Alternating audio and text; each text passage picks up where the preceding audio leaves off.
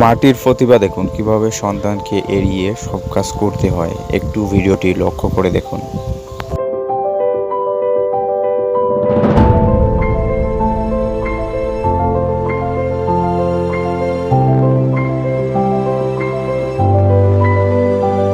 আমার কাছে ভিডিওটি খুবই বিনোদনমূলক মনে হচ্ছে, আপনাদের কাছে কি কমেন্টে জানান।